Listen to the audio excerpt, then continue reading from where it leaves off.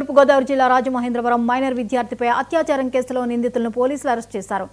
పాము అజయ్, కాగితపల్లి సత్యస్వామిని అదుపులోకి తీసుకున్నారు.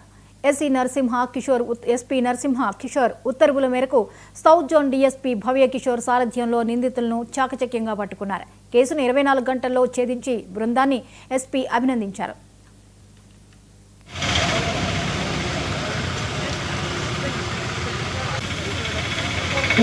లో రిజిస్టర్ అయిన పోక్సో కేసుకి సంబంధించి దాంట్లో ఉన్న 2 ముద్దాయిల్ని నిన్న అరెస్ట్ చేయడం జరిగింది.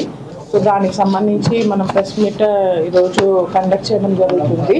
సో ఏదైతే దివాళీ రోజు ఉందో మనకి రాజమండ్రిలో ఉన్న సాంఘిక సంక్షేమ శాఖ బాలికల వసతి గృహంలో ఉంటున్న ఒక మైనర్ అమ్మాయి తనకి ముందుగా పరిచయం ఉన్న అజయ్ అనే వ్యక్తితో ఆ రోజు సాయంత్రము తను బయటికి వెళ్ళింది. యాక్చువల్లీ దివాళీ కాబట్టి దివాళీ సామాగ్రి కొనుక్కోవడానికి వెళ్తే ఈ అజయ్ అనే వ్యక్తి తన స్నేహితుడితో వచ్చి మేము కొనిపిస్తాము సామాన్లని అమ్మాయికి చెప్పి మాయమాటలు చెప్పి తీసుకెళ్ళి అజయ్ అనే వ్యక్తి తనని రైల్వే స్టేషన్ దగ్గరలో ఉన్న శ్రీ గురు లాడ్జ్ అనే లాడ్జ్కి తీసుకొని వెళ్ళారు. వెళ్తే ఆ స్నేహితుడు కిందే ఉండి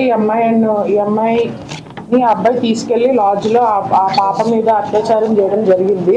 సో తర్వాత వాళ్ళ హాస్టల్ వార్డెన్ ఎవరైతే ఉన్నారో ఈ అమ్మాయి మళ్ళీ తిరిగి వచ్చాక ఆ పాపను చూసి ఏంటి అని అడగడం ద్వారా అమ్మాయి ఈ రకంగా లాడ్జ్లో జరిగిందని చెప్పడం ద్వారా మనకి స్టేషన్లో అనేది కంప్లైంట్ రిజిస్టర్ చేశాము.